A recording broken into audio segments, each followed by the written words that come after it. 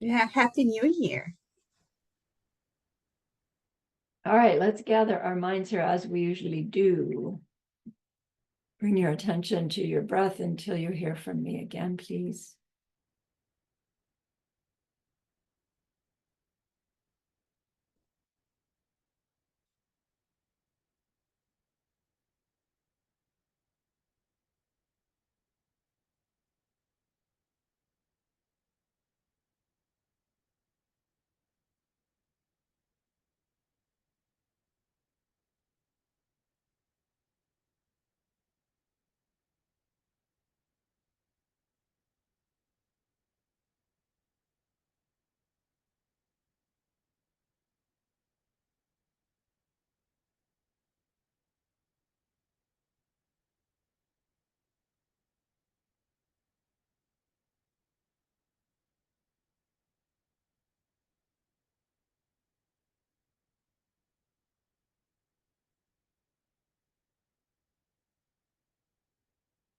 Now bring to mind that being who for you is a manifestation of ultimate love, ultimate compassion, ultimate wisdom.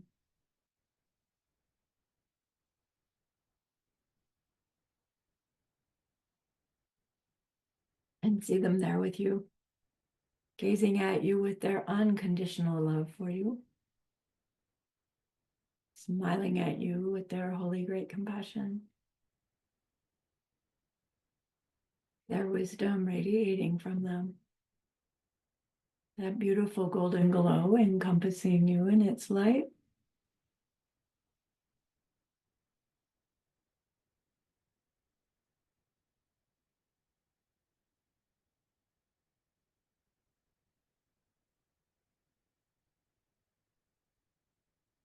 And then we hear them say, bring to mind someone you know who's hurting in some way.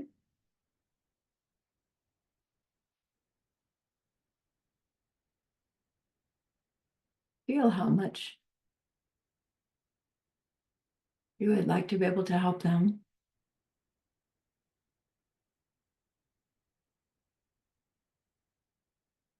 Recognize how the worldly ways we try fall short.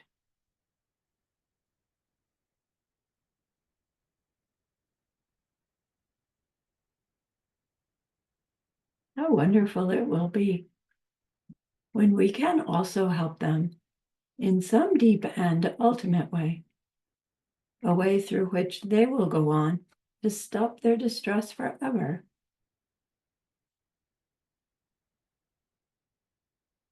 Deep down, we know that's possible. Understanding a little about karma and emptiness, we glimpse how it's possible.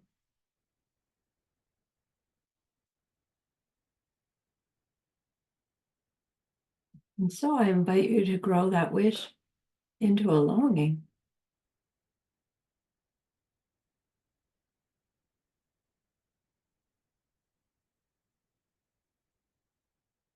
And that longing into an intention.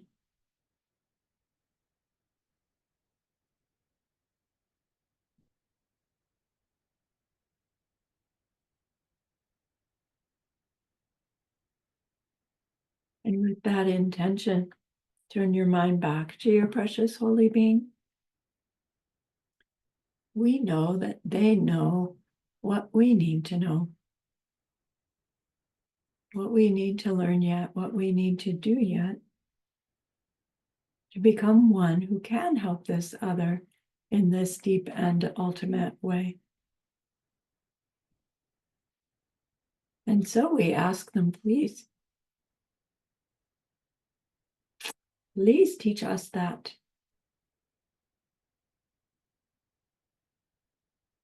And they are so happy that we've asked. Of course, they agree. Our gratitude arises. We want to offer them something exquisite. And so we think of the perfect world they are teaching us how to create. We imagine we can hold it in our hands and we offer it to them. following it with our promise to practice what they teach us, using our refuge prayer to make our promise. Here is the great earth, filled with fragrant incense and covered with a blanket of flowers. The great mountain, 4 lands, wearing the jewel of the sun and the moon. In my mind, I make them the paradise of a Buddha and offer it all to you.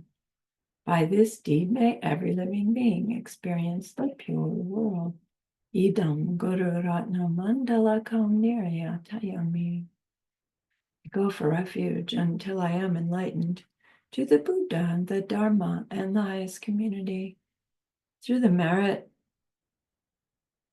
that we do in sharing in this investigation and the rest, may we reach Buddhahood for the sake of every living being. I go for refuge until I am enlightened to the Buddha, the Dharma, and the highest community. Through the merit that we do in this investigation and the rest, may we reach Buddhahood for the sake of every living being. I go for refuge until I am enlightened to the Buddha, the Dharma, and the highest community. Through the merit that I do in sharing in this investigation and the rest, may all beings reach their total awakening for the benefit of every single other.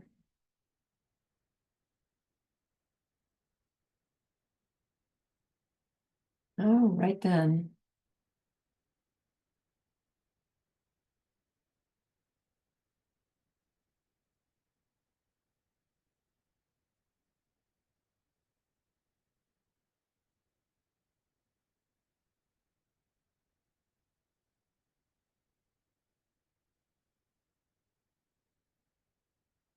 So let's read our couple of opening verses to get us on the right page. And then we left off at the chapter about the powers, if I remember correctly. And we wanted to talk about that sequence of chapters and how what our Kachik asked that ended up with Nagarjuna addressing or having us do an investigation on the powers. So, Joanna, you're at the top of my screen here. Would you read our opening down to teenage boy, please? Yeah, thank you. Here I have made a song for you on the very root of the middle way, which I call wisdom. In the language of India, this text is called Prajna Namamula Madhyamaka Karika. In the language of Tibet, it is known as Uma Tsawe Tsiklo Chepa Shirap. In English, we call it Wisdom, a song on the root of the middle way. I bow down to Manjushri, the glorious, gentle voice, in his guise as a teenage boy. And Roxana, 1.1. Thank you, Janama. I bow down to the highest of teachers, to the fully enlightened one, who teaches us to reach that peace where our fantasies about how things exist are put to a final rest.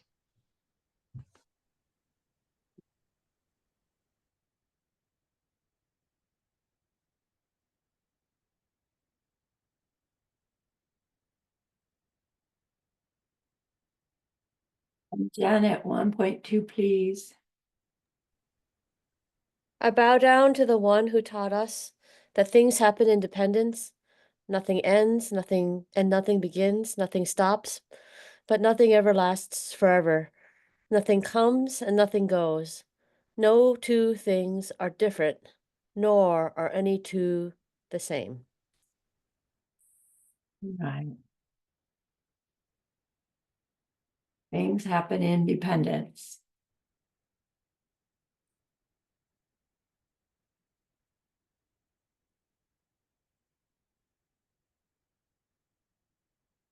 Luis, I'll give you the opportunity, but I suspect you're not in a place to read. Am I right? In this right moment, I can read one verse, but after I cannot because I am running around. So, Okay. But now in this moment, I can read one. Great. 1.3, please. Nothing grows from itself. Nothing grows from something else. Nothing grows from both, and nothing grows without a cause. There is nothing at all that grows at all. Thank you. That's perfectly clear, right?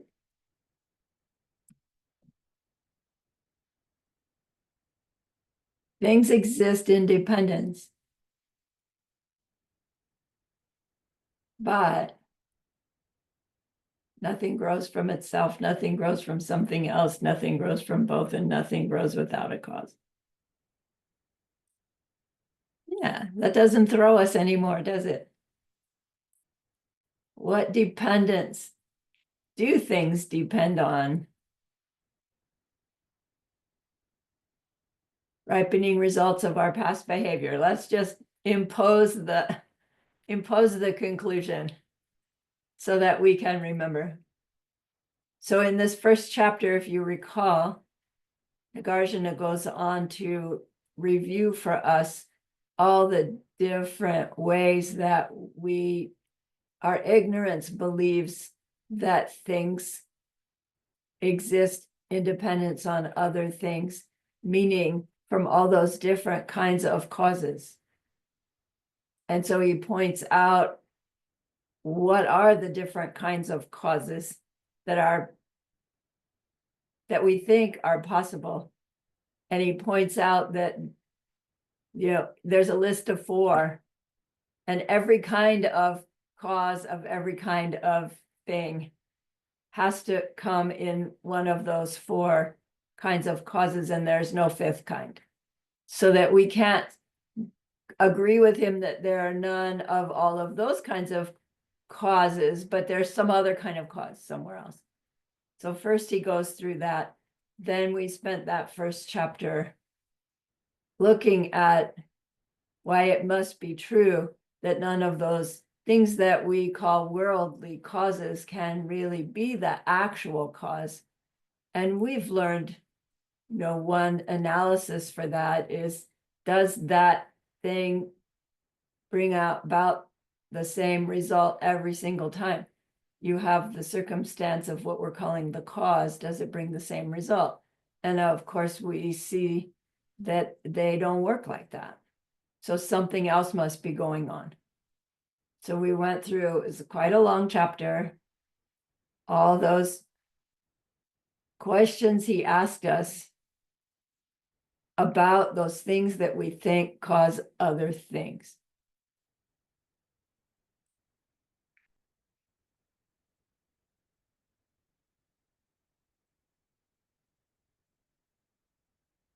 So his last verse of that first chapter, last 2 verses technically, suppose you assert that results constitute a nature of their conditions, meaning there had to be the cause there because now there's the result. So the result establishes that thing as the cause. Turning the key on the car started, see? Turning the key was the cause of the start of the car. But the conditions are not things with the nature of their own. So how could those, regardless of how you look at it, be some nature of their conditions? How could those, regardless of how you look at it, be some nature of their conditions? How can the results have the nature of their coming out of their cause? Because there's no nature in the cause. So we supposedly followed along his whole argument. And it's like, oh my gosh, right? I see that it's not really the key turning that starts the car. Something else must be going on.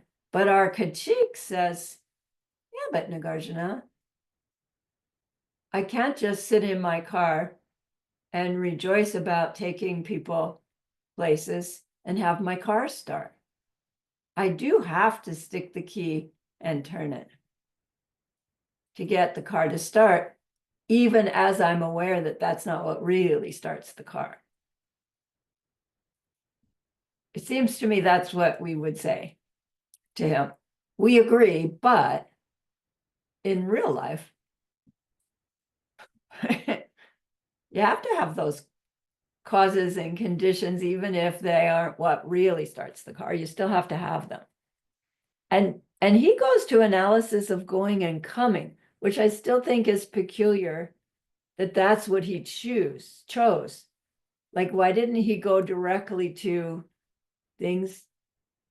Well, he just did things don't cause other things. But it seems like he was thinking, what's like the most basic action that we have to do to get something else to happen? Like, we have to go from place to place. I have to get into my car with my key for that to happen. So he doesn't address directly what my argument is. He goes deeper, deeper, deeper, deeper. How did you get there? Because technically you would have to say part of the starting the car was getting in the car. And part of getting in the car was leaving the house. And part of leaving the house was getting to the back door, right? And so let's just cut to the chase. I think Nagarjuna is thinking, and get down to the basis of how we think things do other things, because we have to go do them. So let's analyze going and coming. He doesn't say that at the beginning. He just starts into it. And we did that too last week, didn't we? First of all, having gone is not going, and neither is having gone going. Having gone is not going, and not having gone. Neither is not having gone going. But except for having gone and not having gone, you can't ever be stepping.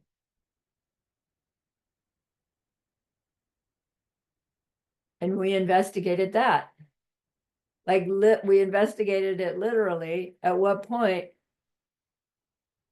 does our movement establish that we are moving, going somewhere? And we recognize that you can't ever actually find the exact moment that your heel hits the ground or your toe comes off. You can't find the exact moment that you leave your bedroom to get through the kitchen, to get to the back door, to get down the steps, to get to the car. It's happening, but it can't be happening in the way we think, because when we stop to really analyze, it's like you can't really find what's happening. And I don't know, I feel my own mind going, yes, I can. Here's my foot on the floor. I feel it. Here's my other foot on the floor. I feel that I've moved. So logically, I'm following what he's saying. But practically, I'm still saying, come on, Nagarjuna. I do so get out of bed and go to the kitchen and go to the bathroom, and I do so go places. And he goes through this whole chapter showing us that, yes, I go, but it can't be happening in the way that we think. Right? Do you remember that?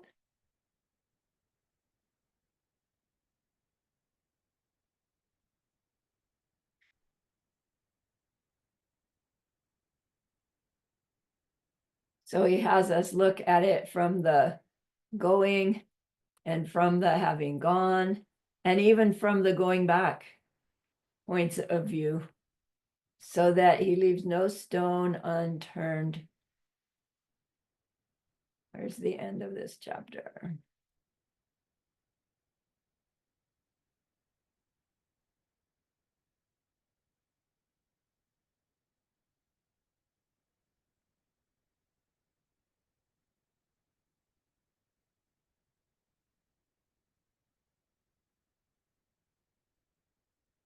So he gives us this conclusion. Someone who is someone going is not doing any going down the three variations. The three variations are going, having like gone, having gotten there, and going, getting there, and having gone. So neither is someone who both is and is not doing any going going down the 3 variations. Thus, we can say there's no such thing as going, or anyone going, or anywhere to reach. Not at all? No, not in the way we think. But then what does Kachik say? Like, well, how do we resist that?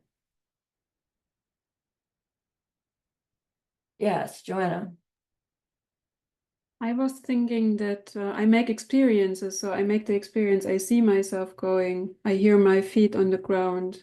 I feel my foot touching. So that was my conclusion why he goes into Yeah. the powers. Yeah, I think that's a good idea, but it's like I understand what you're saying, Nagarjuna, but my sense powers tell me my foot's touching the ground. Right? The things are passing by me. I think that's exactly what it's a great, why do I experience this in the way that I do? So again, he doesn't say, let's investigate those sense powers that are telling you you are walking. Can they actually be doing that? Can your sense powers be doing what we think they're doing? Seeing, hearing, smelling, tasting, touching. So let's read chapter 3.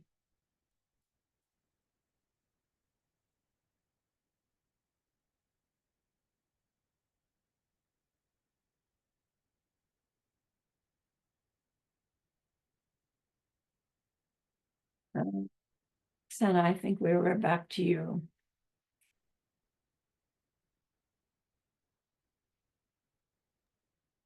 Okay. The 6 powers act to see and hear and smell and taste and feel, along with the thought. The spheres of activity for these are the things which are seen and so forth. So it isn't quite clear whether this is Kachik or this is Nagarjuna in response to a Kachik. But I think it works on either way. Let's see where it goes. Janet, please.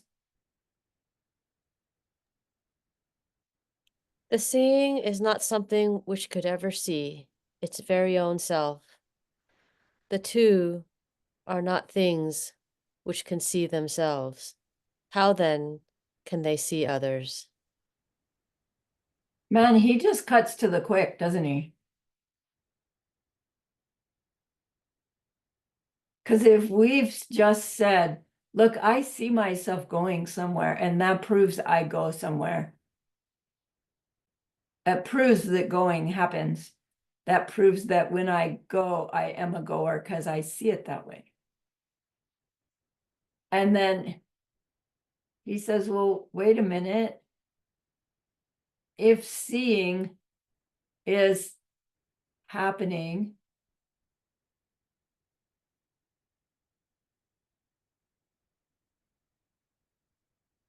with this power to make things be, then seeing should be able to see itself seeing, right? If seeing establishes reality and seeing is happening, then seeing needs to be seeing itself seeing in order to establish it happening, is what he's saying.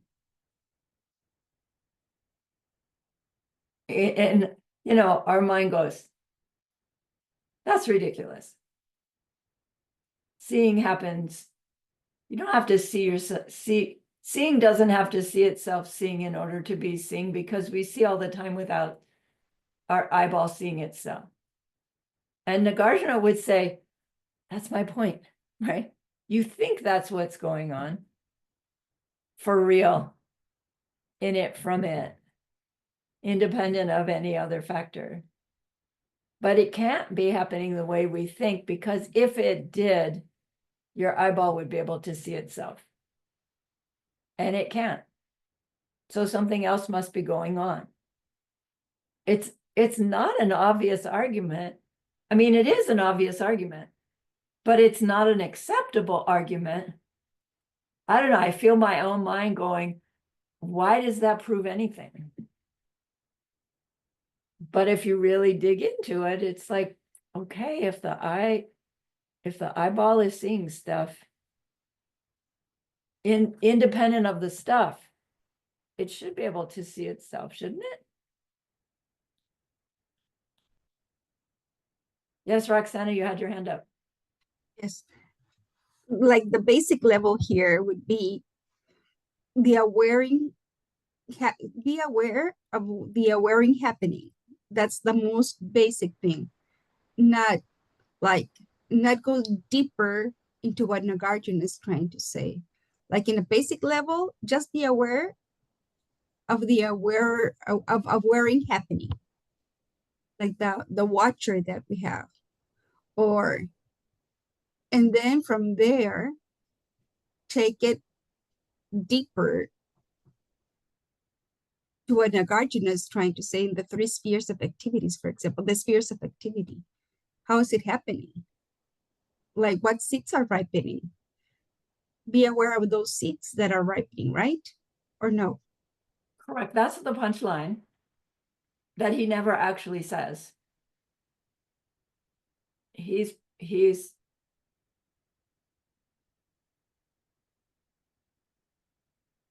helping us recognize the resistance that we will come up against in our effort to do what you're saying.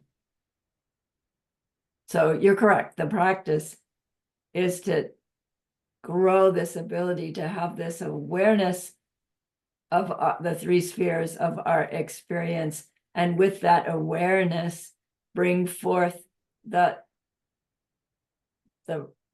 reaction, always like not the way I think, coming from seeds, and so my behavior will create my future.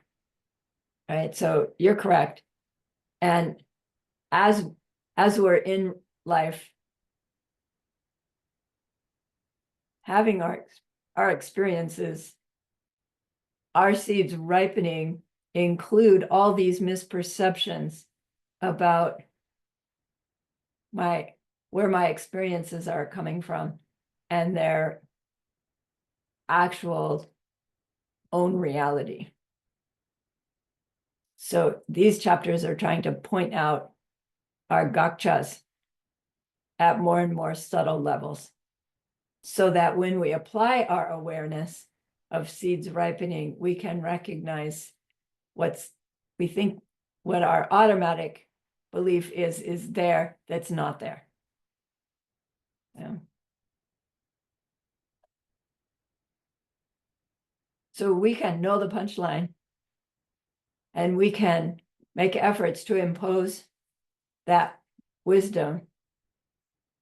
But I think he's pointing out that if we identify what we think is there and realize it can't be there that way, there's this double strength in removing that and planting our new seeds with wisdom. That these different chapters give us a clue as to how we're misunderstanding the 3 spheres, I think. So using what we believe is the power, our sense powers. How do we think the sense powers work? Right? We did that beautiful class where people took the different ones and talked about how they work worldly, and then how that worldly way they work is karmic seeds ripening so that they work. And how knowing that helps us rely on those sense powers a little differently.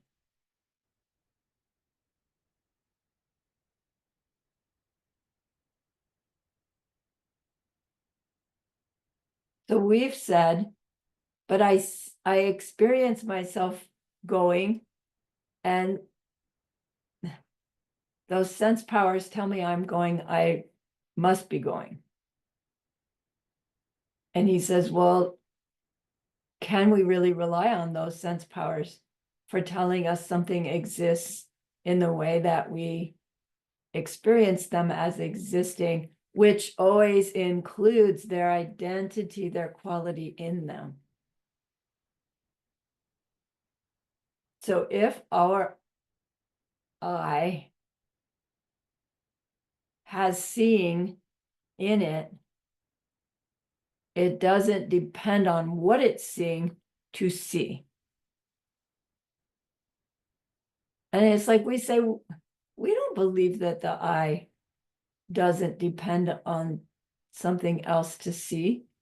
We believe the eye needs to have something to see in order to see, right? The eye just doesn't see all by itself. The eye has to see something. But if the eye is what sees, when there's something there to see, it still should be able to see anything.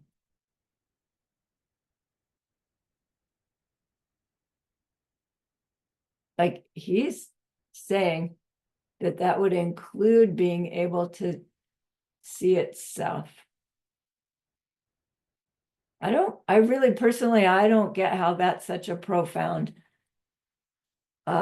argument, because it just seems so obvious that the eyeball couldn't see itself, because the eyeball can't appear outside of itself to be seen.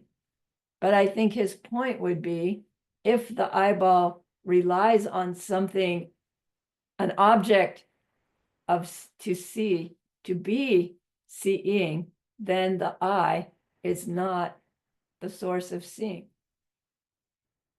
Something else has to be going on for the seeing to happen. But then he goes to these other examples.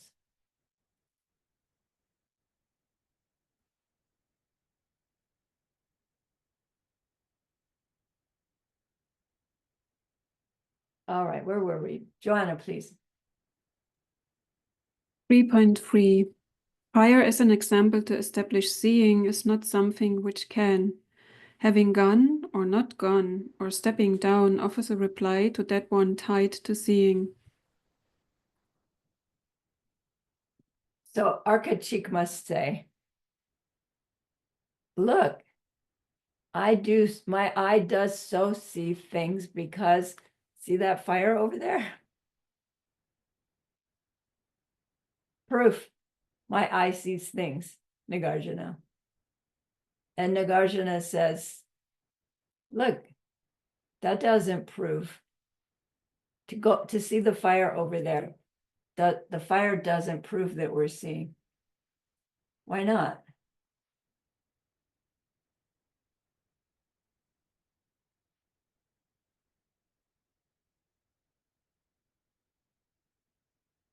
Does everybody see fire?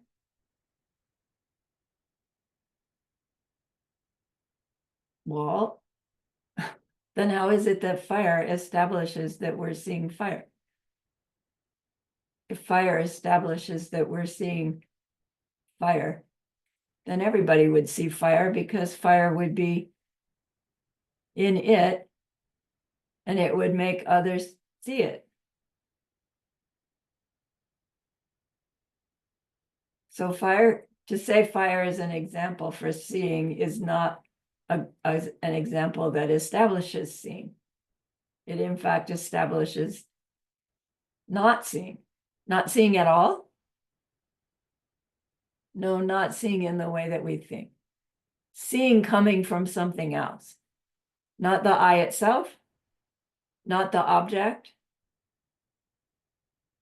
And he says, apply the same reasoning from chapter 2 to your sense powers, and you'll get it. Let's see if we can.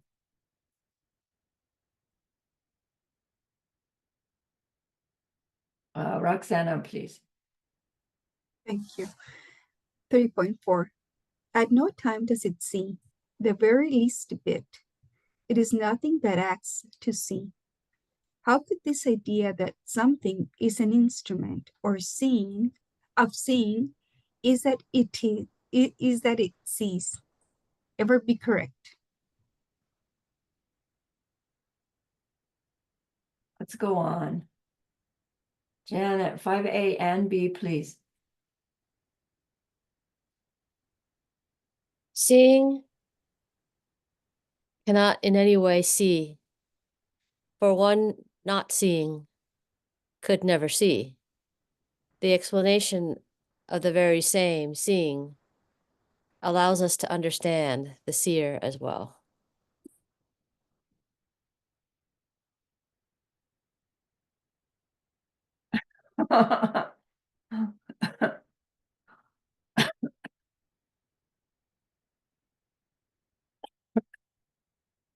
Seeing cannot in any way see.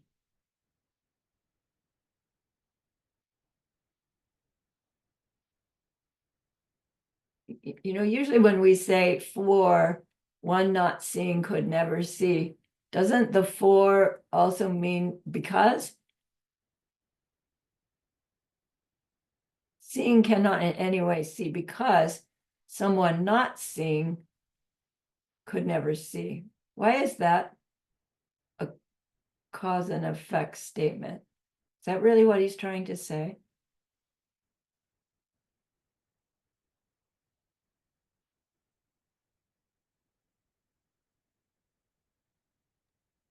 Do we If apply here seeing, that, I'm sorry, go ahead, go ahead. do we apply here like the example of the snake in the rope? Try it.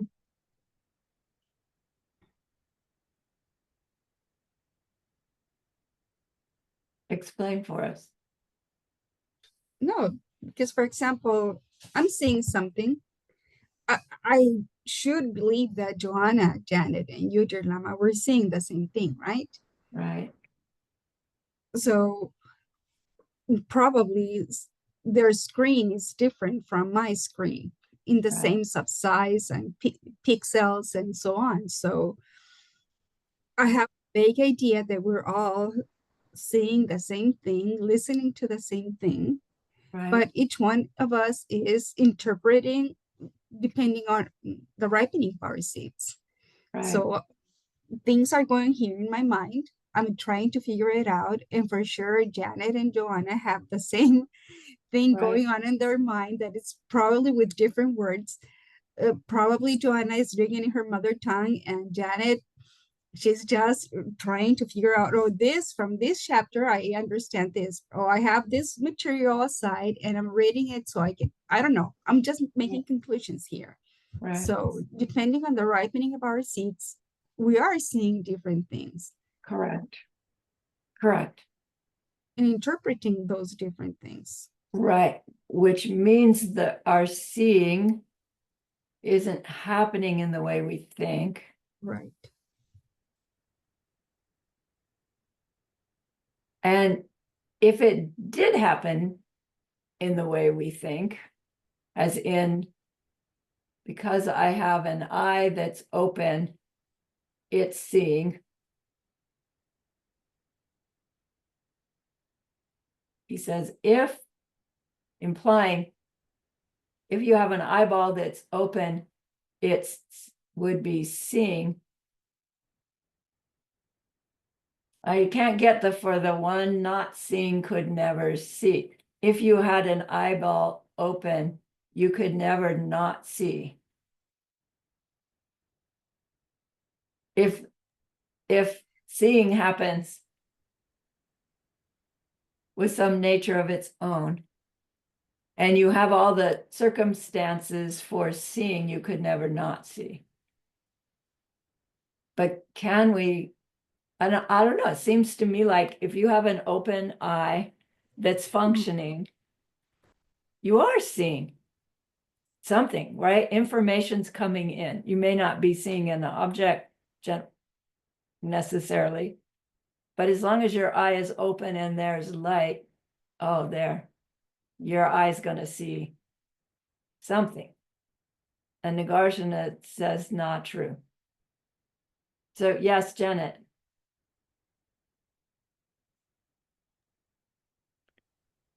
So, I mean, I've been trying to read the Entering the Middle Way and the commentary from the teaching commentary from let's see, Kensei, Dongsar Kensei Rinpoche. He's a monk that likes to make movies and he speaks English. Yay. So his take on entering the middle way, well, not his take, but the entering the middle way is that they're teaching to their Prasangitas and they only understand what they know. So how are we supposed to understand what he's teaching unless we know what they know? Which I don't know, because you're doing Mahamudra. I haven't gotten through all that. I know that Utpala, Venerable Utpala is very solid on that. I'm not solid on that. So when I say these things, I'm going to come across like Tim, and I apologize in advance, but it's just the level that I'm at. So there's these themes in Western culture and like media, like movies, and it's in the world of the blind, the one-eyed man is king. So, you're blind, but the person that has one eye can see a little bit more, and therefore he's king. Right. And right. there's this character in Babylon 5, Gakar, and he's tortured, and he has his eye taken out as a punishment. And his response is, "My eye offended him. It doesn't matter. I can see things now that were invisible to me before. An empty eye sees through an empty heart.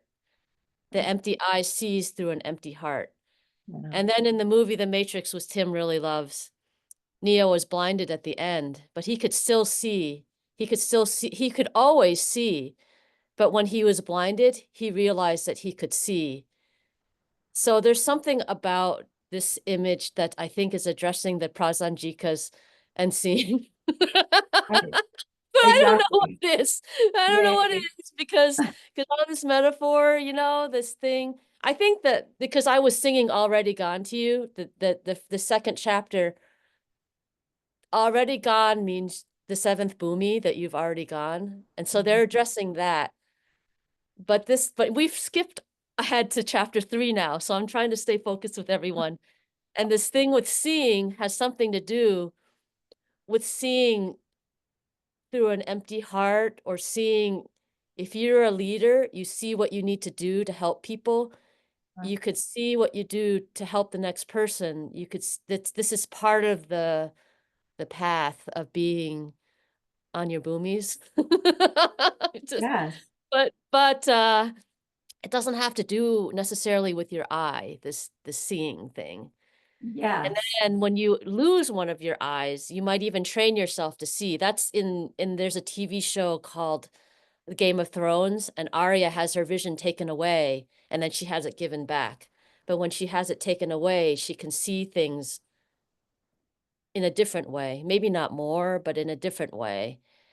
Right. And then there's just all this talk about, I don't know. So I think it would help me to do Madhya Mudra to understand what these people, what seeing means to these people, these people he's teaching to. And it has Right. to do with seeing is more than the seeing of what they see. But Exactly. I don't know what it is that he's referring to exactly. Right. Maybe you know some of it. Yeah. And I think the beauty of Nagarjuna is that at any level that we are at, trying to crack the code of his reasoning opens that ability to see without our eyes, to see different, right? So again, we understand the punchline. He's not saying our eyes don't work at all. He's not saying we don't see at all. He is saying our seeing doesn't have to be limited to our eyes, like your examples exactly. We can lose our eyeballs. Yes, we wouldn't be able to directly see a physical world, but it's not that we would stop seeing things, right? Knowing things. So you're very right. There's no right and wrong answer to any of these things. It's the impact it has for us to try to chew on them and find out how is it that he's helping me point out my misbeliefs, right? My conviction that there is a physical world out there that I need eyeballs to interact with in order to prove that I'm doing something. Because this chapter is in reaction to him saying, look, you don't really go anywhere. You don't ever really do anything. It's like, I do so. How do I know? Because my senses tell me that. And Buddha taught, right? Buddha taught all these outer things, they exist from the first turning of the wheel. So, Yeah, but they exist in a way, we're trying to not the get way, inside. Yeah. not the way we think What- they exist. And he actually Exactly. kind of says that. It's almost like people don't want to hear it. Yes. Yeah. We don't want to hear it. What? I've been wrong since forever? Yes.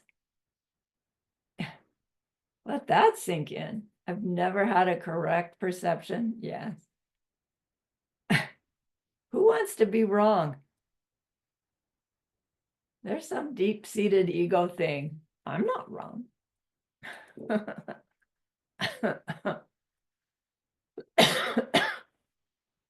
So we've been talking about seeing, what the eyeball does. And then in the second half of 5 is, okay, apply that to the seer as well. The subject side behind the eye. So we have the eyeball that gets the colors and shapes, but then we have the eye power that somehow takes those colors and shapes and gives it some identity. And then we have the part of the subject side that reacts to that identity. So really there's, right, these steps that are happening, dominoes that are going on when we're doing this thing, physical seeing, which just like we talked about the key in the car, in order to get there, I had to get in the car in order to get there, right? The same thing happens with this process of seeing. In order to get to the object's identity, there had to be the eye power receiving information. And we say, oh, the information was just right to make orange and gray pen identified. And the information was just right because the object gave orange and the object gave gray. And Nagarjuna is helping us say, no, check out each one of those different steps. If it's true the way we believe that there's something about the object that tells the eye, and the eye tells the eye power, and the eye power tells the me, then it can't be working consistent with anybody experiencing this object in a different way than the way I do, if it was all initiated by the object.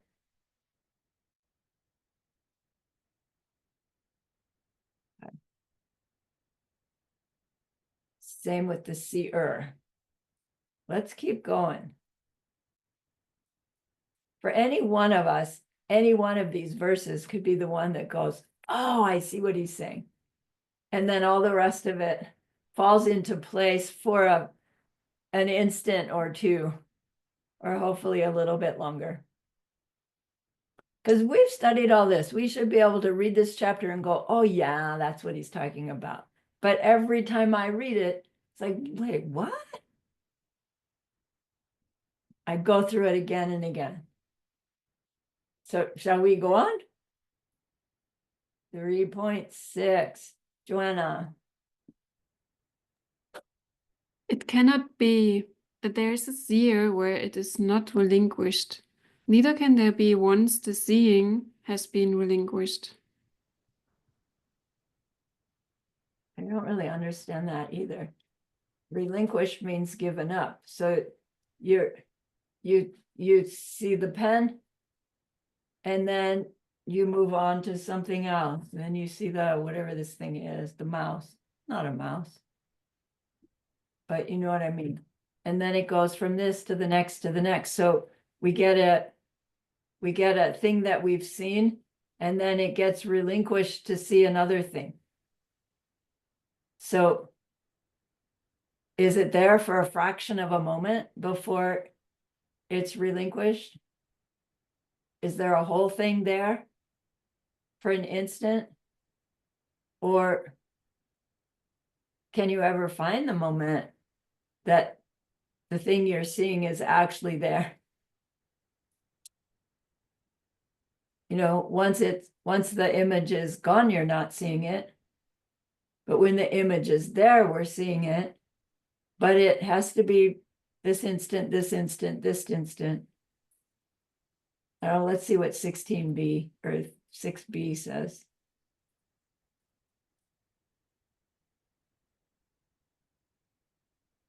Roxana, please. If no seer exists, then how could the act of seeing and what is seen ever exist? Because neither the act of seeing nor what is seen exist, then neither do the four of consciousness and the rest exist. Now then, could grasping and such ever be? Okay, so that makes me want to go back to the previous verse and talk differently about what it is that's relinquished. I was going to ask you that, Lama, because I understood also that what is relinquished is the seer, not the object. Exactly, from the next verse. Yeah. So that we see the pen, and then we're different. We're different than we were before we see the pen. And then we're different by seeing the pen. And then when we go to see something else, we're different again. So it feels like it's the seer that's changing, being relinquished. And that once I've changed, right, the seeing that was happening before has to be different, even if I'm still looking at the same object.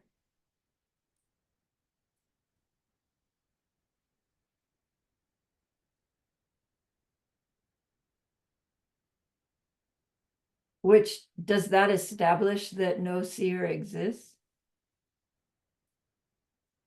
Not at all? Well, I mean, technically it comes from your past deeds. Right. The suffering that you see comes from your past deeds. Right. The even seeing that I'm doing comes from my past deeds. So there is a seer seeing happening moment by moment by moment by moment. And that moment by moment by moment by moment is changing, changing, changing, changing. So which seer is it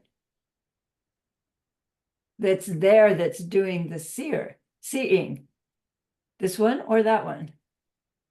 Well, come on, it's the same seer changing, changing, changing. Well, how can you be the same if you're changing moment by moment?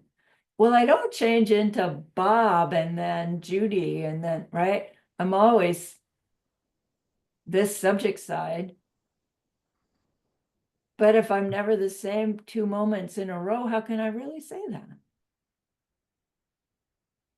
But do we disappear when we say, oh, I can't ever find the seer who's seeing in the moment of seeing? Does that mean it's not happening?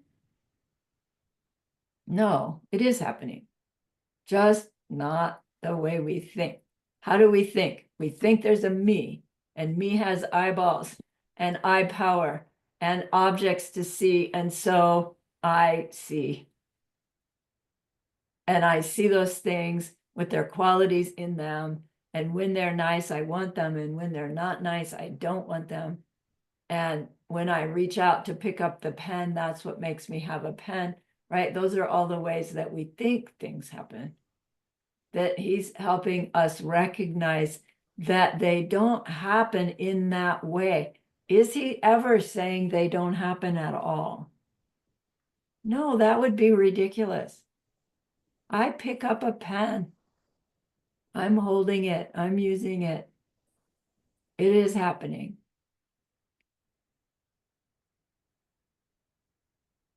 The impossible and the invisible. Invisible. I love those two. Mm. It's impossible for a me independent of the pen, independent of holding the pen, to be a me holding a pen. What's invisible is that it's projections happening.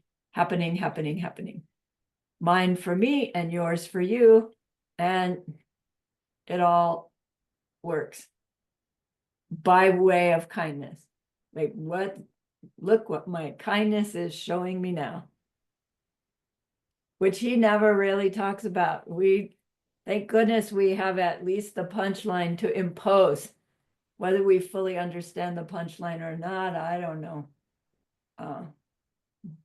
But it helps. But then our tendency is to jump to the conclusion. Oh, yeah, I get what he's saying.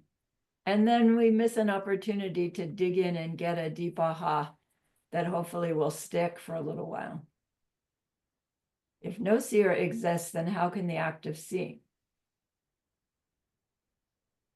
How can the act of seeing and what is seen ever exist? Because neither the act of seeing nor what is seen exist, then neither do the four consciousnesses. And how then could grasping and such ever be?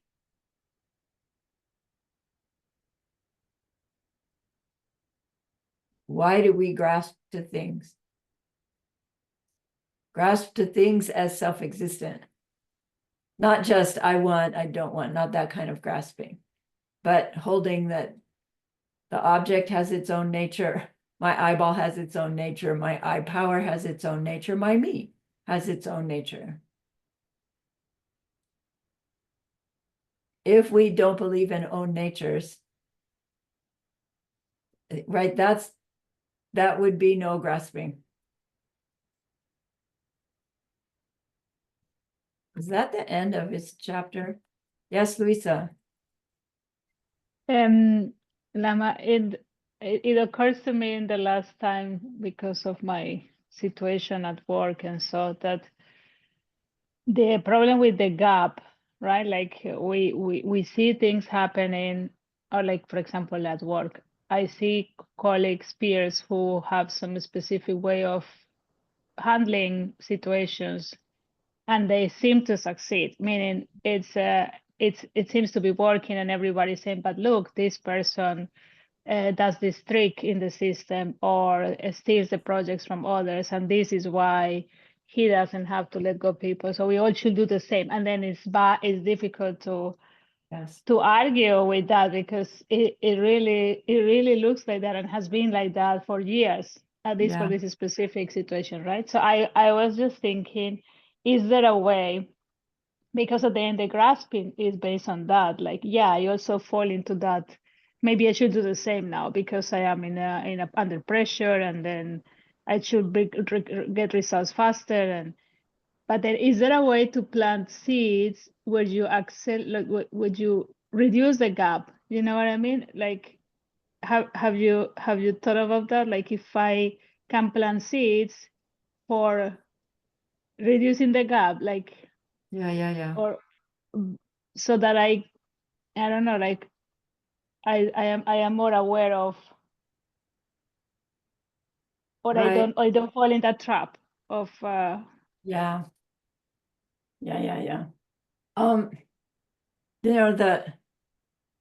The practice methods for reducing the gap are those methods of increasing the power of the object.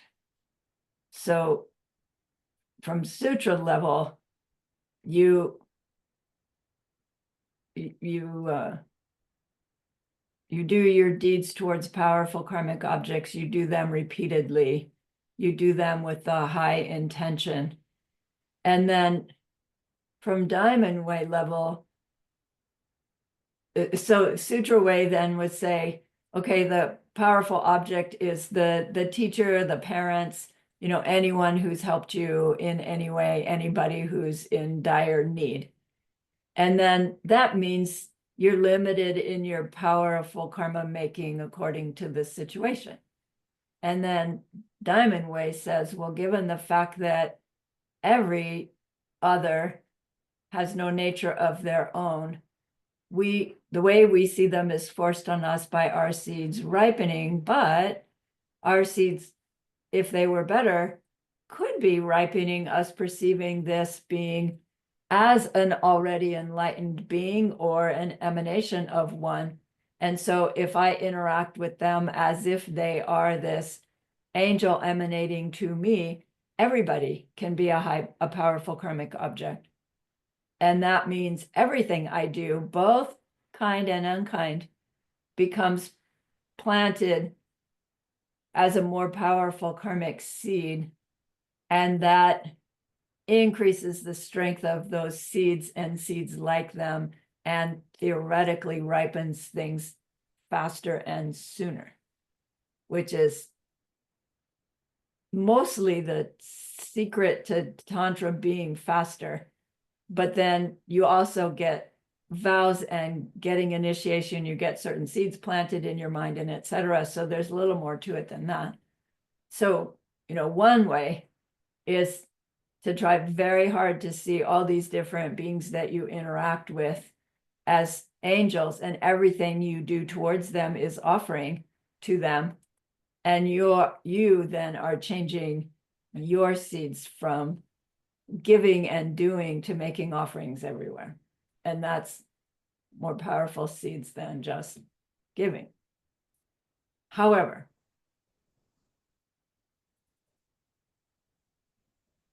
to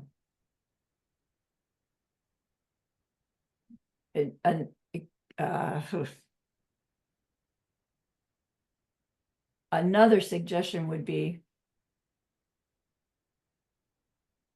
have you seen yourself in a situation where someone might say, man, I'd really love a cup of coffee, and you went and got one for them and gave it to them? You could say, I saw myself shortening their gap between wanting a coffee and getting a coffee. I shortened their time gap. Okay. And Yeah. rejoice, right? You do that with your daughter all the time, with your husband all the time, with others all the time. We all do, in a way, right? We act to do something for someone that shortens their time gap between when they planted the seed to get that thing and when they get that thing. So it's you know, is it true? Is it not true? Doesn't really matter. It's the state of mind. And so you can maybe do like some rejoicing practice and focus your attention on helping people get their needs met now, little needs that you can actually attend to, and then direct those seeds at seeing this shift in, you know, what you're wanting to see shift sooner. Okay. Thank you, Lama. Yeah, Yeah. makes sense. Yeah, you're really, you know, in a difficult position to continue to swim upstream. And your seeds put you in that position for a reason, because you can do it. So please hang in there. Let's take a break. That was kind of a break, but let's take a break.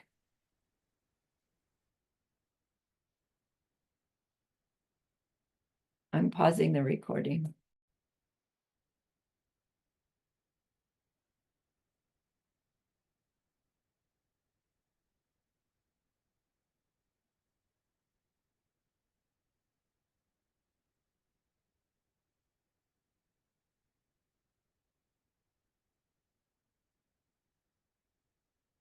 All right, let's do this last sequence again from 36A down to 3.8, 3.6A to 38, because that finishes our yeah, but Nagarjuna, I see myself going. All right, so Janet, you're at the top of my screen, so you start us with 6A, please. It cannot be that there is a seer where it is not relinquished. Neither can there be once the seeing has been relinquished. If no seer exists, then how could the act of seeing and what is seen ever exist? Because neither the act of seeing nor what is seen exist. Neither do the four of consciousness and the rest exist. How then could grasping and such ever be? I mean, to me, 3.6a is about memory, that you see things and you talk about it even after you're not seeing it anymore. You've relinquished it, but you still saw it. But then how could you see it if you're not seeing it anymore? Right. But there it Yeah. is. And my Ney Lama says people misremember things all the time, and he does it Yeah. too. And I Yeah. do it even worse than other people. But the Mhm. sad thing is, after people see things and they talk about it, they might change it, and then it Right. gets passed on again, Right. and then it's not really seeing. It's corruption at that point. Right, right, right. And technically, what they saw in the first place was still corruption. Well, because it wasn't what they saw, it was coming from the past deed. Exactly. And then maybe sometimes you can see where it came from and sometimes you can't. But I would say it helps if you're looking for it, maybe if you're looking for. And sometimes when people talk, there's little clues about it, but then there's Mhm. corruption at it too about the validity of the storyteller. You know, if the storyteller is not a valid person, Right. you have to take that into account too. And my storytelling is not valid. You know, my Dalai Lama is a scientist and everything is like science and exact, and I am not an exact person. So I am a living example of corruption. We all are, my dear. Finish off 3.8, please, Janet. Use this explanation of seeing for coming to an understanding of hearing and smelling and the instruments of tasting and the instruments of touching and the thought, as well as the agents of hearings and hearing and everything else. This ends the third chapter, an analysis of powers. So to remember, we did that. We took the time to analyze hearing, hearer, being heard, smelling, tasting. Do you remember that? We took a long time to do that. Good for us.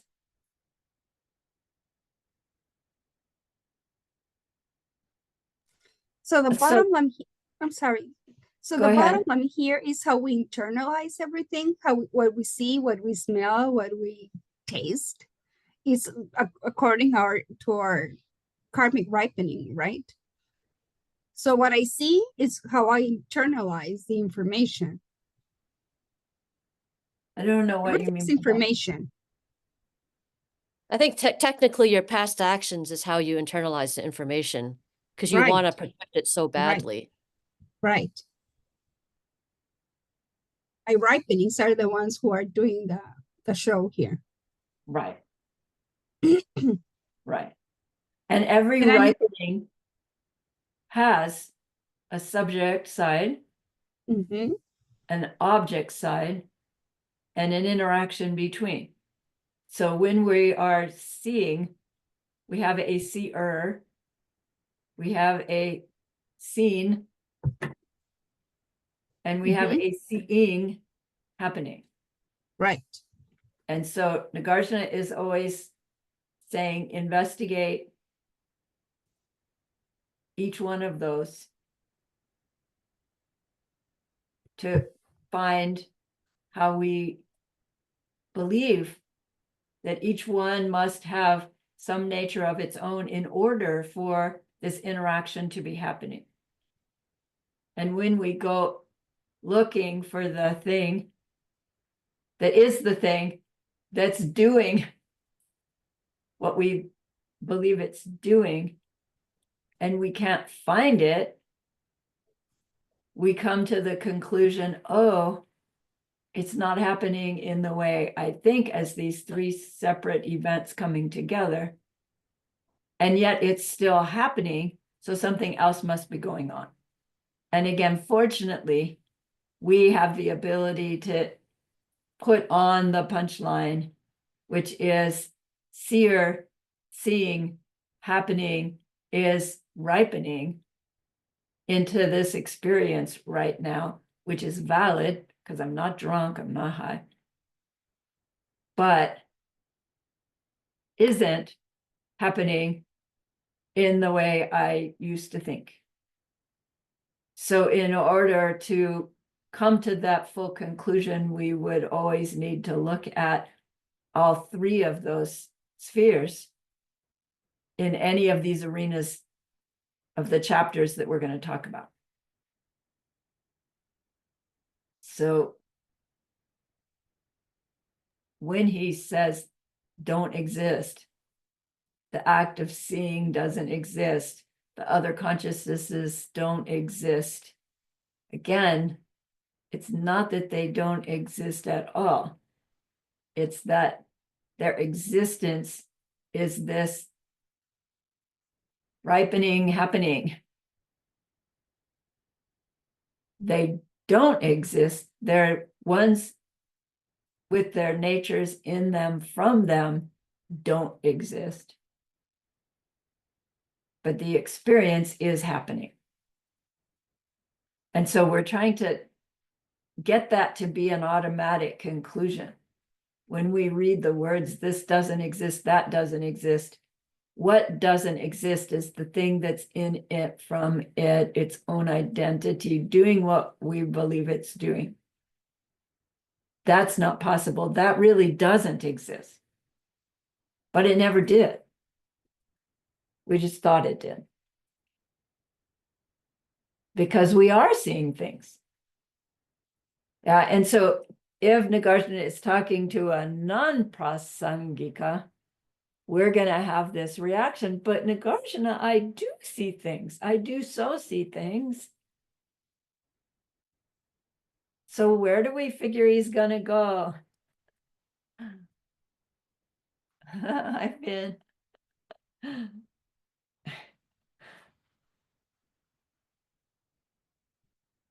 Very fun.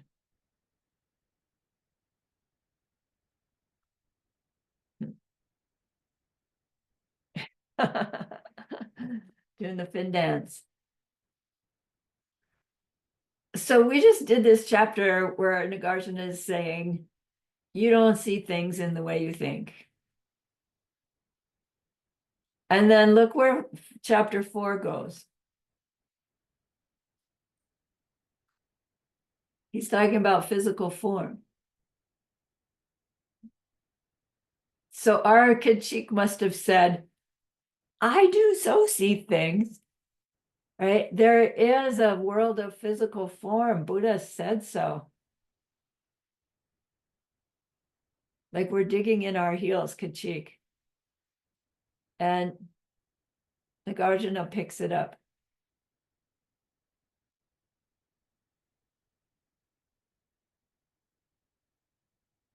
So Joanna, 4.1, please. There cannot exist physical form not taken in by the causes of form. Neither can there appear the causes of form not taken in by what we call physical form. Yeah, so in the parentheses, something distinct from Lama Christie in her classes on this chapter, she helped us understand this phrase, not taken in by, meaning as something distinct from. So hopefully that helps a little bit. There cannot exist physical form as something distinct from the causes of form, meaning not taken in by the causes of form. Neither can there appear the causes of form not taken in by what we call physical form.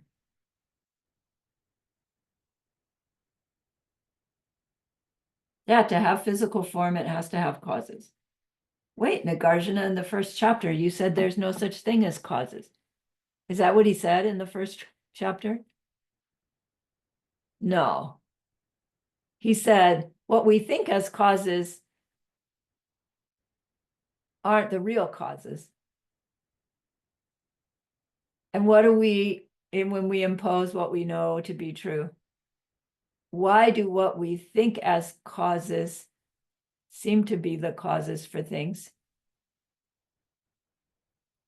Because our seeds ripen, you have to have a tomato seed for a tomato plant. Our past behavior is the cause for tomato plants needing tomato seeds.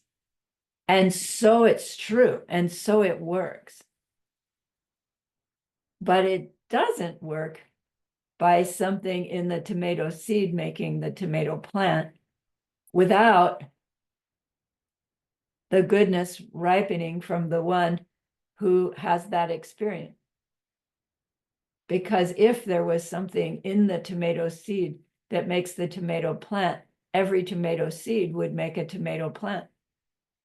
And most of them don't, actually. And we say, oh, because they never get the other conditions. Right? And wrong, right? Because even a tomato seed that gets the warmth and the sunlight and the rain, it doesn't necessarily make the tomato plant either. So there's even something else going on with needing the conditions, getting the conditions. So, but now Nagarjuna is saying, well, there's no physical form without causes of form. But then you can't have causes of form without something we call physical form. So remember, at some point we were talking about causes and their results. And at what point do you call a cause, right? You can't have a cause for something until the result has happened, because otherwise it's not the cause, it's just something. And then by the time of the result, the cause is gone. So how can you say that that thing that wasn't a cause until the result, and once there's a result, it's not there anymore? How can you say it was ever really the cause? And then you can do the same from the result side, right? It's not a result until the cause ripens, but the cause has to go away before it ripens into the result. So how does the result ever come out of the cause? And now he's doing the same thing with form. You have to know physical form. You have to know pen before you can impose pen onto the information. But you need the information in order to impose pen. We can't impose pen on this thing and then have it right just by thinking pen. That doesn't work either. But not technically because of anything in this or in that.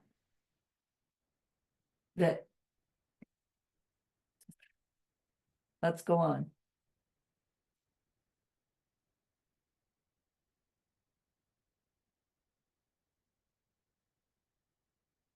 Roxana, please.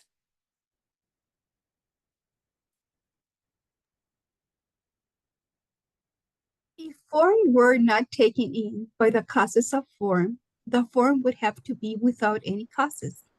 There is no entity at all, anywhere at all, which could exist without a cause. And suppose that there could be a cause of form not taken in by form. They would be causes that had no result. And there is no such thing as a cause with no result. All right. Janet. Oh, this one's long. Get it all there. Oops. Okay, there we go. If, on one hand, form were to exist, a cause of the form would be completely incorrect. If, on the other hand, this form didn't exist, then a cause of a form would be completely incorrect. Forms that had no cause would be incorrect, absolutely incorrect. And so none should ever imagine an idea of any form at all. Don't you love it? I used to be an architect, and these things make me think about water as your enemy. And really, you're just trying to not have mold. So the condition of mold exists when you have the mold spore, food for it, like wood, temperature, warmth, and water. So if you eliminate the water, you don't get the mold, but all the elements are still there. So this emptiness practice in some ways is somewhat analogous to that. If you look at things with emptiness and you don't force your seeds upon them, theoretically, the mold should not arise anymore. And I would also say that time is a factor. Maybe a very good practitioner could have an immediate result, but I find it takes years sometimes to see the results of Me doing. too. And I don't do emptiness practice. So this is the very beginning of this. But I have been trying to purify my behavior. That much that might be just like the mold spores, but there's still the other elements in this dependent origination. There's still the water, food, the temperature. It's all there too. Yeah. And ideally, if you isolate one, you won't have those results. But I don't know if we're really that good.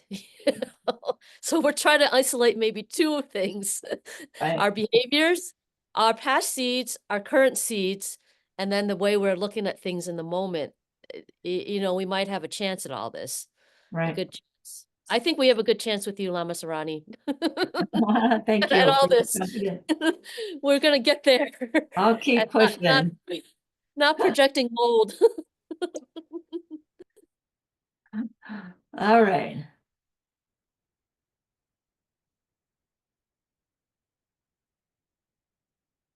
If form exists in and of itself, if the pen exists in and of itself, it doesn't need a cause. And if the form doesn't exist at all, it doesn't need a cause. There's nothing it to have a cause.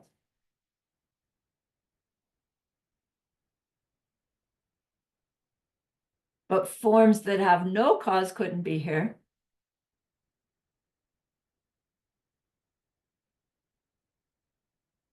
So quit imagining any form at all.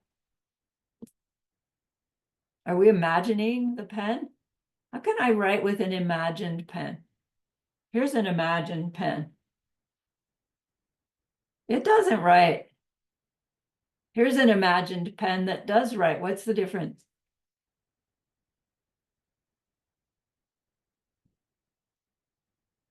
There's a difference.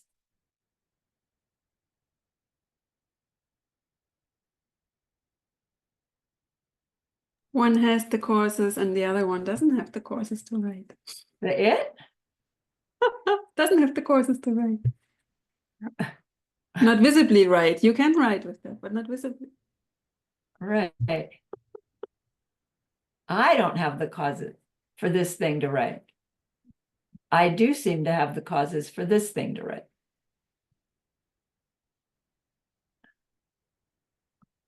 All right.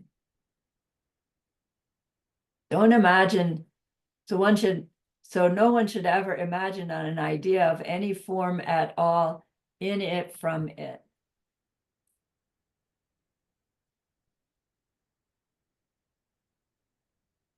That could be the whole chapter, but it's not. Because we were just looking at form from cause. But we said there's 3 different ways we need to look at things.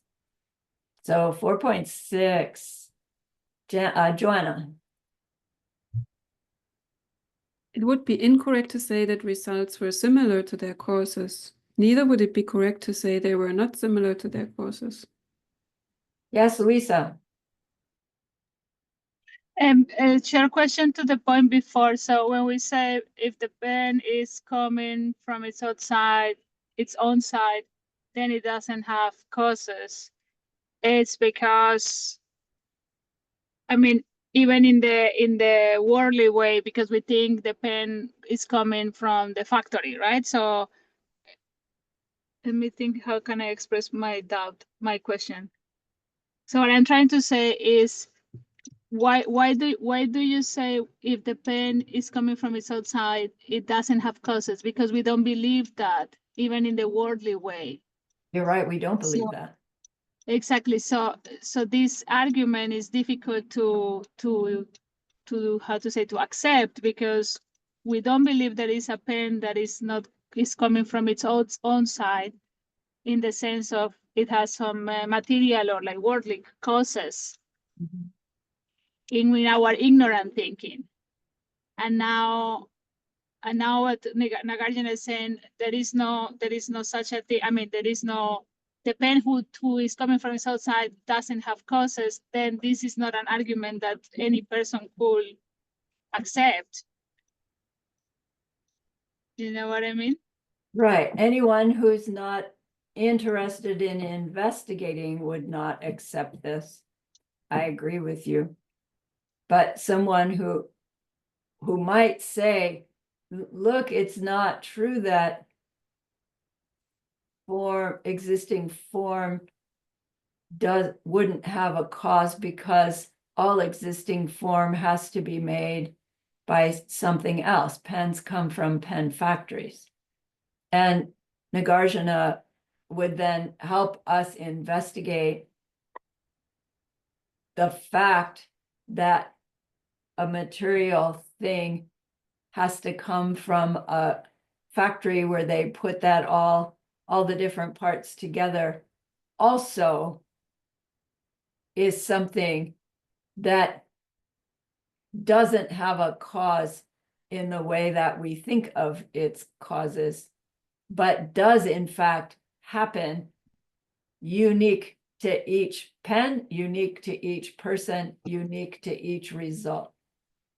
So if we're willing to investigate, we'll come to see that what we think are the causes of physical form are not the actual causes.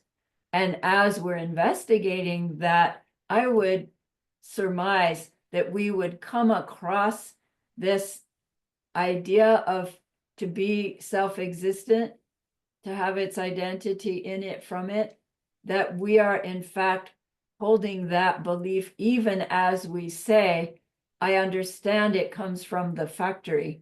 And once it becomes the pen from the factory, it is pen in it. So I think that that idea of self-existence, we hold to it, even as we believe that it depends on its parts, it depends on its causes.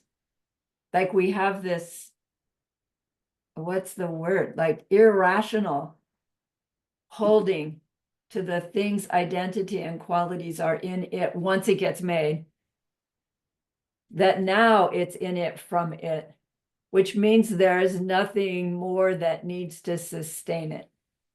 Right? So once it's made from the factory, it's a pen, it's going to be a pen until it gets crushed and destroyed.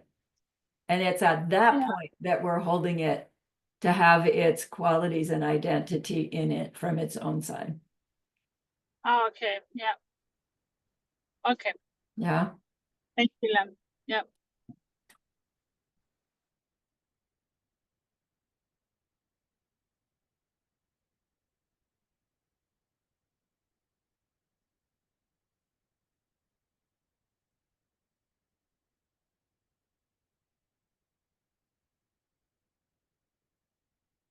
So the result of the pen factory is the pen.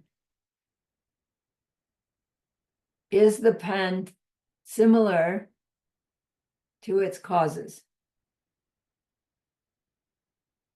You know, is the pen with all the parts together similar to the thing on the conveyor belt where there's this part and this part and this part and all the different parts are laid out? Is the pen similar to all those different parts? No, it really isn't, right? Any one of those parts could be taken and used in some other way, couldn't it? And so until you get it all put together and you've got a pen, but then we say, yeah, but the cause and the result have to be similar. You can't take a banana seed and plant it and get a tomato plant. There has to be something similar. But when you lay it all out, you can't find anything that is similar.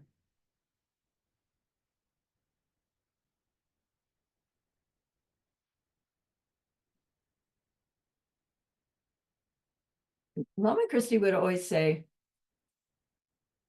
so it has to be coming from mental seeds. Like, to her, it was so obvious that all of these conclusions were, it has to be coming from mental seeds. And I always remember sitting in class going, why? You know, why do mental seeds work any better than anything else? And, you know, Nagarjuna is going to get there eventually. There's a chapter, at least one, about those mental seeds that we think, oh, that's the answer to everything. And it's like, no, actually not, right? What we're calling a mental seed falls into these same categories. No such thing from its own side. And Lama Christie would say, right. And that's why everything is mental seeds. And like, she had this down so strong. It was so beautiful. Anyway, let's go on. I forget where we are. Joanna. 4.7. 4.7. Feeling discrimination, the other factors, the mind, and every other entity are the same as form, identical types of steps which with no such option.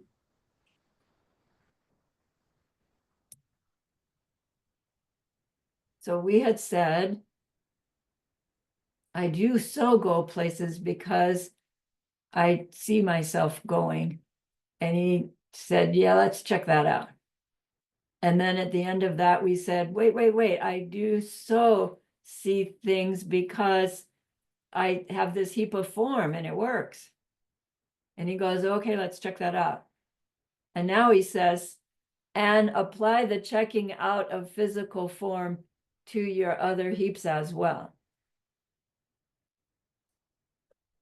Do they exist in and of themselves? Do they exist coming from their causes? Are they result from the cause?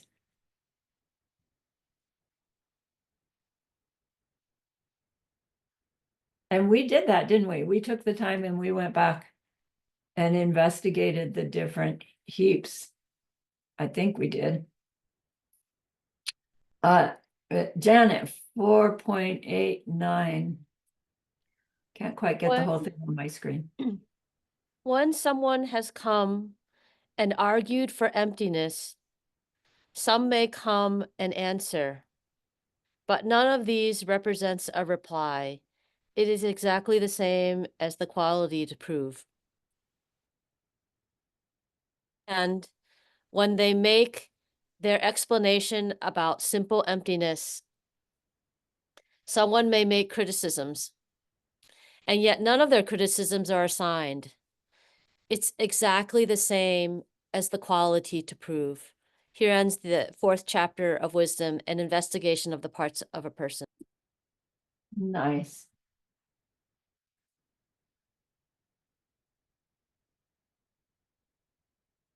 Huh. So Nagarjuna is the one who's arguing for emptiness, right? He isn't using the words in this. So he's saying, you know, when someone comes and makes their case for emptiness and others answer, whatever they answer, it just proves my point, says Nagarjuna. Any answer you give to refute his statements, he says it all proves my point. And it's so fun because we're so sure that our argument has enough validity that we could say that we're right about form having some nature of its own, because it has its own causes, because it has its own parts, because it, there has to be something there for our label to land on. All those different stages of understanding dependent origination and emptiness. Nagarjuna is saying every one of those arguments, when you investigate it, will prove that things' own natures must be absent so that they can be what's being experienced by the one who's experiencing it, whose nature is also absent, so that they can have the experience of experiencing that thing in the way that they do. So he says, any argument you give me proves my point, which you would be fearless, right? In your discussion with people, if it didn't matter what anybody said, you could help them see that their very argument against your premise is showing your premise to be true. It would be pretty fun, I think. Not, it would be so helpful because you would just help them weave their own argument to showing themselves. It's like, oh, I see what you mean, right? And then click. Emma, but I think that we should first weave it out our mind. Like, for example, I'm listening to all the verses and the example jumps in. Like yesterday, I received a health card that was sent to me from another city, and I was requested to go over to a hospital and to set an appointment with the oncologist with that card. So I received it. I immediately went because I thought I cannot waste time because somebody's depending on that appointment. It's a health appointment. So I immediately went, I got everything done. And then I was rejoicing because I thought, wow, I did it so fast in 20 minutes. Because it's an hour going back and forth. And I thought, wow, I'm so grateful for Mario for buying me the car so I can go over and do things. I'm so grateful for him for giving me money so I can have gas in the tank. But it's my past good deeds that have given me the car, the money, the opportunity to continue planting the seeds. And the Mario. And the Mario, who's so generous. Who gave you the car, who gave you the money, it's like your seeds, all of that. But your seeds also made the you. Right? He's seeing me do that. Right. The you that's changing, that's having those experiences, your seeds you're coming out of those seeds as well.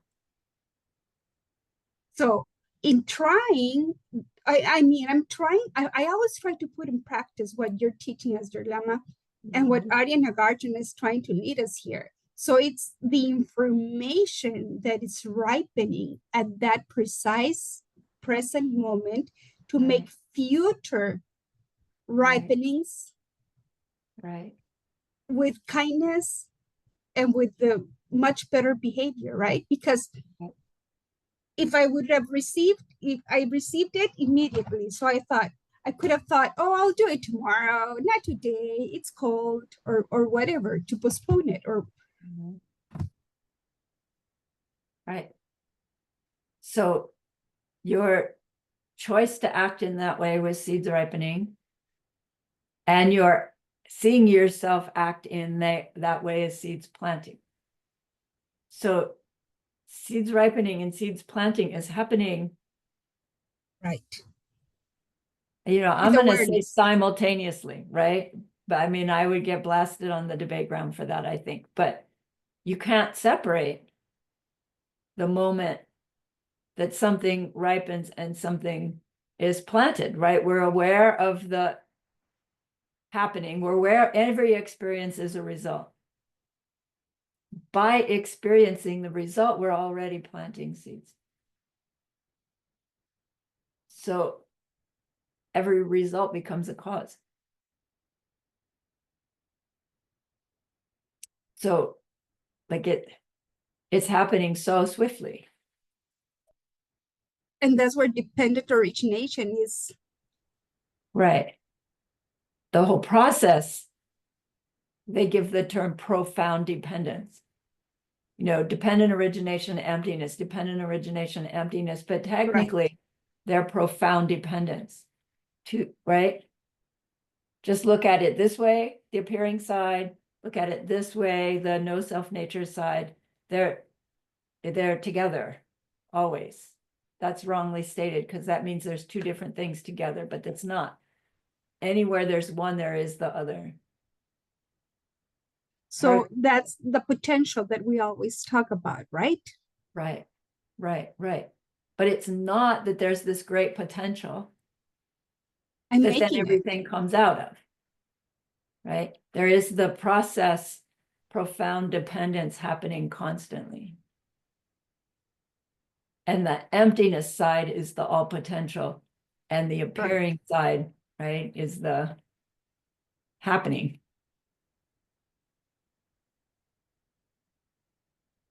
Right. Yes, Joanna.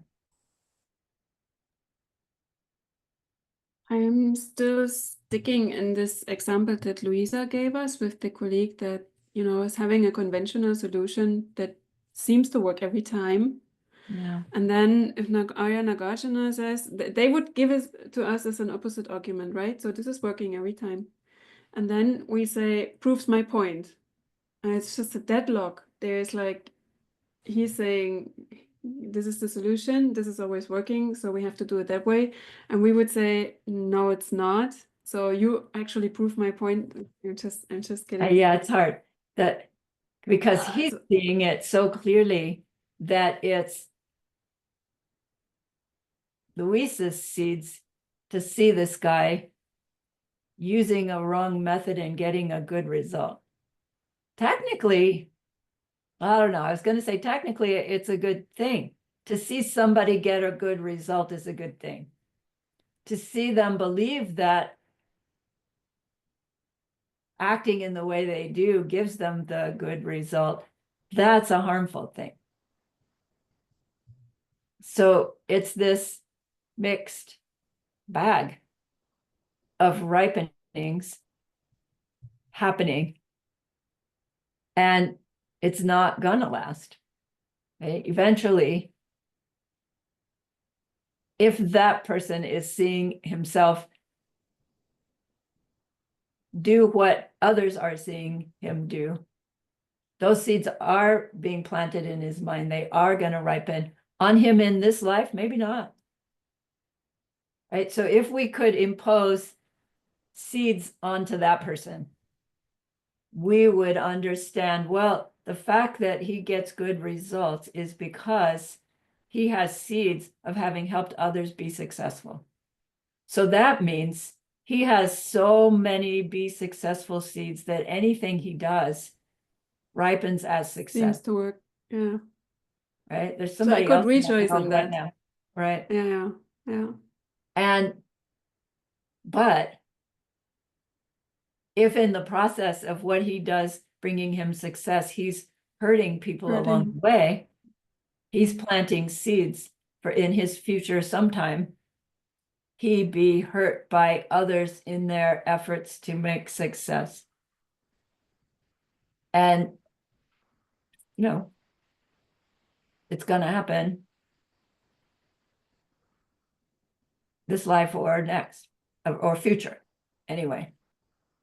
So then from those outside looking in, the ones who are being hurt by that person and seeing them get successful out of hurting me, again, that experience is unique to me.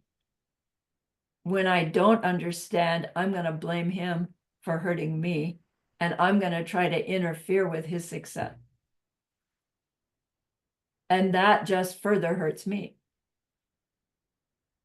So eventually. I wouldn't go into this discussion anyway. I would just try to keep watching what's my planting. So take care of my planting first and try to be as positive and, you know, the thumbs up person. Right. And then not have this discussion as Nagarjuna has, like, that proves my point. Yeah, well, no. Not with the group that's not Arya Nagarjuna. Mhm. But in Mhm. your own mind, you can work this out and go, oh my gosh, Mm. this very situation of him appearing to hurt people and get success proves my point. Mm. Two cannot be related. And in the end, it creates, I'm creating, seeing this person acting that way. And even if no, anyway, it will create the world that I will experience by knowing he's hurting others. So I know there's a hurt world Yeah, as a result. And this is my seeds also. So I have to take care of my seeds. right. Okay. So I have to refuse to hurt others to gain my success. Yeah. And refuse to try to hurt him to interfere with his success, even in my belief that he's doing something wrong to get the success. I want to fix that, but I can't fix it by fixing him. I can only fix it by working on me. You know, where am I taking somebody else's idea or, you know, whatever? And it's like, I'm not doing that in this life. Yeah, but had to have done it if it's being done to me or I'm seeing it in my world. So, okay. Clean out those seeds. It's hard. It's hard to stay in that space when you're in the middle of it, right? When your livelihood depends upon it, like Luisa.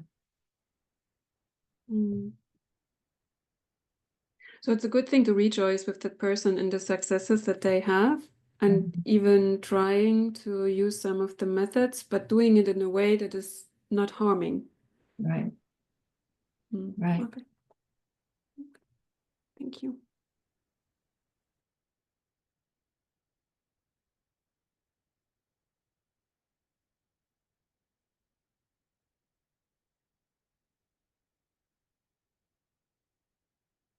So we went from the investigation of the powers to the investigation of the parts of a person, our heaps. Right? I do so see things. And he points out, yes, there are parts to a person that exist, but not in and of themselves, right? Not from their own causes and conditions, not saying they don't exist at all. But if our mind hears, now Nagarjuna is saying my heaps don't exist. What's your critique going to come back with, do you think?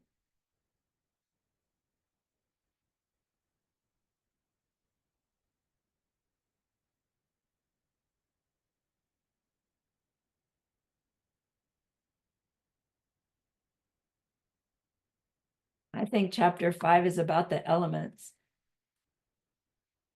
Let's go to the end of it and see, just so we have something to think about all week.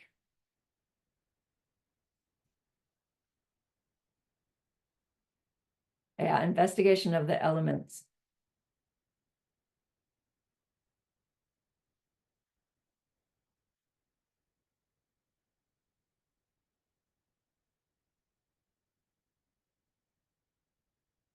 Stalled up by one of those verses.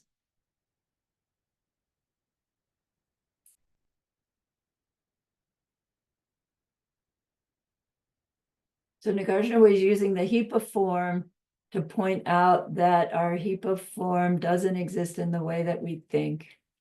And our Kachik misunderstands, thinking Nagarjuna is saying our heap of form doesn't exist at all. And we must come back with saying, it's not true that my heap of form doesn't exist at all, because I'm made up of the 5 elements. Lord Buddha said so, right? Because I don't personally relate to my elements. right? But if we understood that better, those elements of earth, water, fire, wind, and space. We say, my form does so exist because there's earth, water, fire, wind, and space. And then I remember vaguely why Nagarjuna goes right to space instead of talking about earth, water, fire, wind. And it has to do with, first of all, it's the least tangible. And when we talk about space in terms of empty space, it's one of those tools that we use to come to be able to recognize an unchanging thing and an absence, to be able to perceive an absence intellectually as we're looking at an object. So it's a subtle tool that he uses to help prepare us for understanding emptiness better by talking about space. So if you like, during the week, feel free to read chapter 5 about his comeback to Arkachik, who says there is so heap of form because there's the 5 elements. And then he talks about the true nature or the mistaken nature that we believe of the 5 elements, but using space as the example. And then we'll dig into it a little bit as a review next week, and we'll keep plugging away through these chapters until we get back to 15 so that we can start where we left off from before. So chapter 5, we're on. So remember that person that we wanted to be able to help at the beginning of class. It maybe doesn't seem like it, but we have planted seeds with the intention to help that other in that deep and ultimate way someday. And so those seeds are colored with that. And that's a great, great goodness. So please be happy with yourself. And think of this goodness like a beautiful glowing gemstone that you can hold in your hands. Recall your own precious holy guide. See how happy they are with you.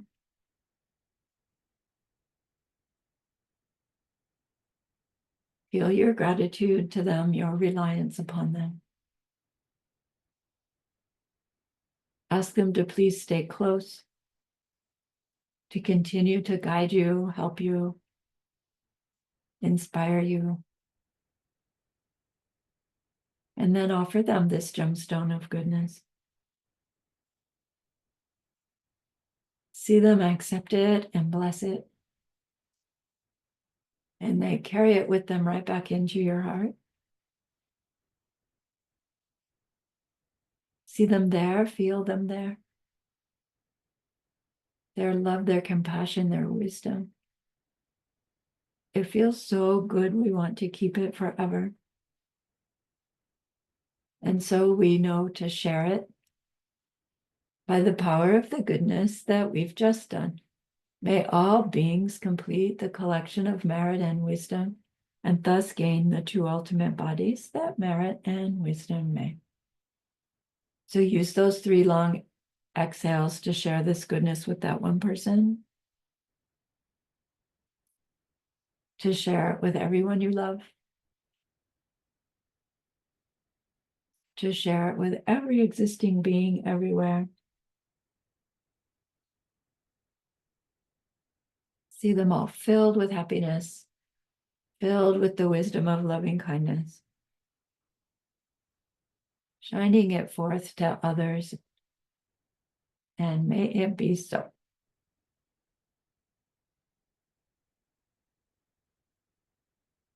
All right. Thank you for investigating with me. I always learn something. Thank you for starting new. Yes. It's really nice to go back and find that, wow, we learned something. Last time we Yeah. didn't really feel like that. Good. Yay. Good. Yay. Thank you. Thank you, All Jagama. right. It's always fun. It is fun. Okay. Can I ask Have a one of nice you? week. Do you Love have you, to go? girls. Nice seeing you. Happy New Year. Bye. Happy New Happy Year. New Year. Bye. You look beautiful, Janet. Yes, you do. Did you see the comments that Luisa put in the chat? Because I it's did. interesting. It has to do with this. She said that the insight and theory is easy for her, right? It's hard Yeah. for some people. It's easy for her. But Uh-huh. she says the off the cushion, that being in the real world is hard for her. Right. And it addresses that in the commentary too, that there is this when you're in meditation and post meditation. So maybe next time you could talk about that, that we're in meditation together, we know, and we're all in agreements, but we're in the world post meditation. We're not going to have people that agree with that. Good point. Good point. Help me remember. Okay. Yeah. Thank you. Bye. Love you. Bye-bye.